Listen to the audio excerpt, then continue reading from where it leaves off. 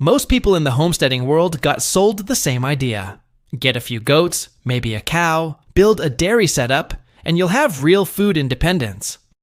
That advice is wrong, and it's costing people time, money, and land they could be using better. There are 7 animals that produce more income, take up less space, and require less work than goats ever will. And if goats are already part of the setup, what comes next might completely change how that land gets used. Everyone who gets into small farming starts with the same problem. Inputs keep costing more than outputs.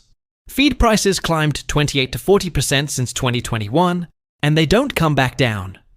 The average small farm operation spending on animals that don't pull their weight ends up in a cycle of buying more, working more, and earning less. The 7 animals on this list break that cycle because they're built to produce serious returns from limited space, without turning farming into a second mortgage. The first animal is quail, and it's worth forgetting everything assumed about small farm poultry, because quail operate on a completely different timeline than any other bird. The biggest frustration for most people starting out is the wait. Chickens take 5 to 6 months before a single egg gets laid. Goats don't solve that problem either. Coturnix quail completely solve it. They're mature and laying at just 6 to 8 weeks old, which means going from hatch to income in under 2 months. A breeding group produces up to 300 eggs per year in a space smaller than a dog crate, fitting inside a garage, a shed, or a spare corner of a porch. The numbers are serious too. Quail eggs sell for $6 to $8 per dozen at farmers markets and specialty grocers, which is double what chicken eggs fetch for the same daily collection effort. In cities where chickens are completely banned, quail are almost always legal because zoning laws classify them as game birds rather than poultry. That legal gap alone opens this option to millions of people who've been told they can't raise birds at home. One homesteader in Oregon is running 200 Coturnix on less than half an acre and grossing over $40,000 a year between egg and meat sales. The biggest challenge isn't production, it's keeping up with demand. Customers are on waiting lists. Starting with 50 birds keeps total startup cost under $150, and scaling happens once buyers are found. The second animal is rabbits. For meat production on limited land without the land costs, neighbor complaints, or noise that makes larger livestock impossible in most places, nothing competes. A single doe, one breeding female, produces over 200 pounds of lean meat per year from a hutch that takes up 12 square feet. An entire rabbit operation fits in a garden shed or under a carport. The feed efficiency gap over goats and cattle is enormous. Rabbits convert feed to meat at a 4.1 ratio, while beef cattle sit at 7.1, and that difference goes directly into the margin.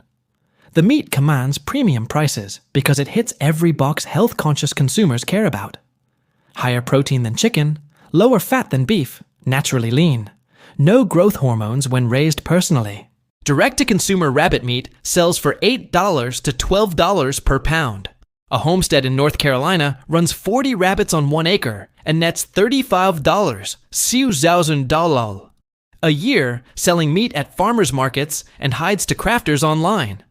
There's a bonus most people miss entirely. Rabbit manure is the only livestock manure that goes directly onto garden beds without composting first. It won't burn plants, and experienced gardeners actively seek it out, paying $1 to $3 per pound. The rabbits are fertilizing the garden and generating income at the same time. Startup cost for a breeding trio, 1 buck and 2 does with hutches, feeders, and waterers, runs under $300. The third animal is honeybees, and this is as close to passive income as farming actually gets. One hive occupies 4 square feet, needs around 30 minutes of attention per week during active season, and generates income from 5 different streams at once. No other animal on this list does that. Stream 1 is honey. A productive hive yields 30 to 60 pounds per season, and raw local honey sells for $10 to $15 per pound, meaning $300 to $900 per hive per year from honey alone. 5 hives puts that at $2,500 to $4,500 before anything else gets touched. Stream 2 is beeswax, which sells raw at $15 to $20 per pound. And once turned into candles, lip balm, or wood polish, that same pound retails for $30 to $50 in finished products. Stream 3 is pollination services. Local farmers and gardeners pay $100 to $200 per hive per season to rent bees for crop pollination. Stream 4 is nucleus colonies, with starter colonies selling for $175 to $250 each once experience builds. Stream 5 is the hive itself, making everything else on the property more productive. Research consistently shows properly pollinated gardens produce 30% more vegetables and fruit, meaning the bees are paying for themselves in food yield before a single ounce of honey gets harvested. Starting with 2 hives keeps equipment cost at $500 to $800. The biggest mistake beginners make is trying to run 10 hives before understanding what they're managing. 2 hives, 1 full year to learn the rhythms, then scale. The 4th animal is ducks, and the numbers compared to chickens are eye-opening. Duck eggs are larger, richer, and more nutritious than chicken eggs. Bakers specifically seek them out for the lift and texture they produce, and duck eggs sell for $8 to $12 per dozen at most markets, sometimes up to $18 to $8. That's $1 to $1.50 per egg compared to $3 to $4 per dozen for chicken eggs, 50 to 75% more income for the exact same daily collection effort. What most people completely miss about ducks is how well they work in a garden. Ducks eat slugs, snails, beetles, and mosquito larvae, and unlike chickens that scratch aggressively and destroy seedlings, ducks move between rows, eat the pests, and leave the plants untouched. Gardeners report 50 to 70% reductions in slug damage after adding ducks. Asian rice farmers have understood this integration for centuries. Khaki Campbells and Welsh Harlequins lay 250 to 300 eggs per year, and keep producing through cold and wet weather that shuts down chicken flocks entirely, which means year-round income when other poultry keepers watch their revenue drop to zero in winter. A simple 4x6 shelter, a $30 kiddie pool, and basic fencing gets a duck operation started for under $200 total. The 5th animal is one that immediately sounds skeptical until the numbers land: black soldier fly larvae. The world is running short on affordable protein for livestock. Fish farmers, poultry operations, and pet food manufacturers are all paying more for soy and fish meal every year. Black soldier fly larvae are the most efficient answer available, converting kitchen scraps, food waste, and manure into a protein source that's 42% protein and 35% fat. Premium feed material produced from garbage. A farmer in Florida processes 200 pounds of larvae per week, using food scraps sourced from local restaurants, and earns worth $500 to $2,000 monthly from what was headed to the landfill. But the real power on a small farm doesn't require selling them at all. Feed them directly to the quail, ducks, chickens, or fish. Waste gets converted into free, high-quality feed, and costs across the rest of the operation drop significantly.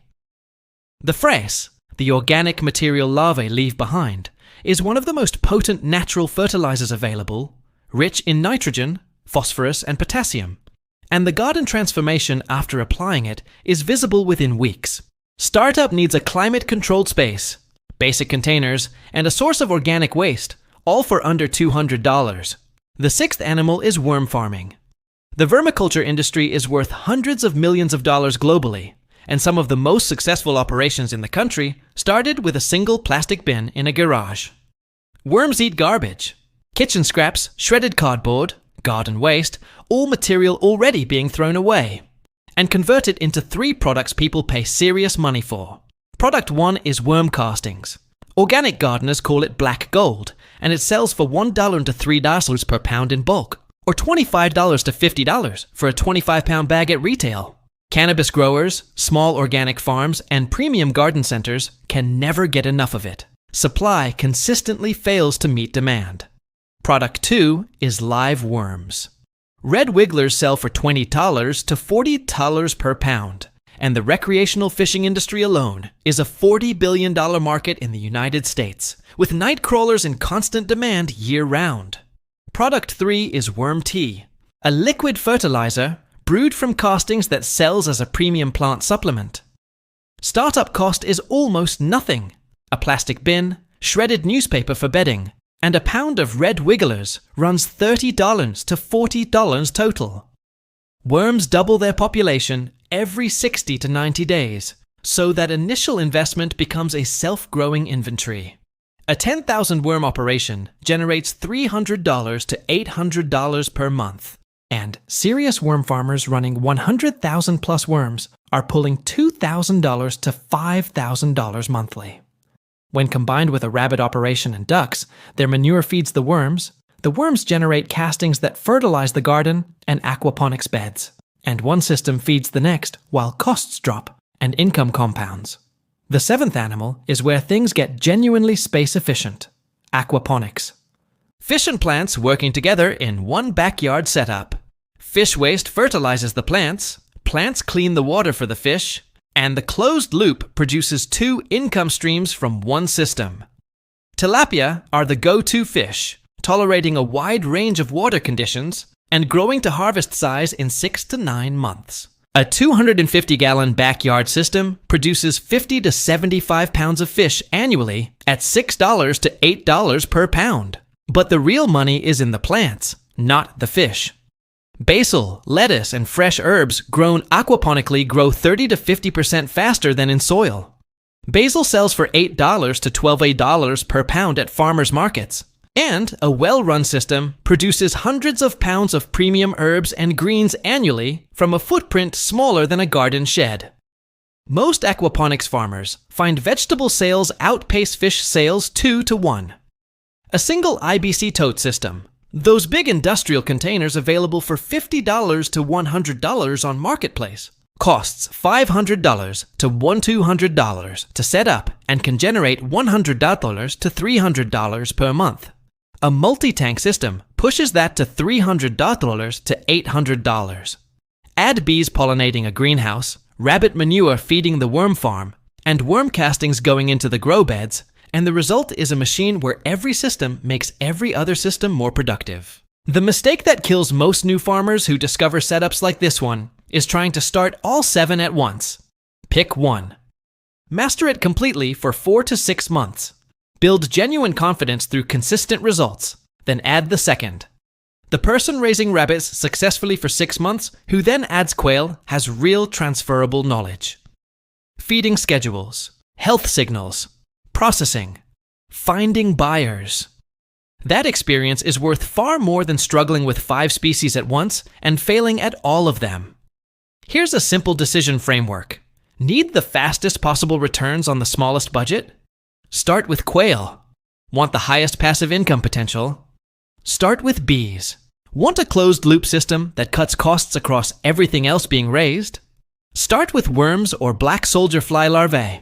Want direct meat production for the family without needing much land? Start with rabbits. One choice this season, with whatever space and resources exist right now. Half an acre of the right animals running as a system will always outperform a full acre of the wrong ones running in isolation.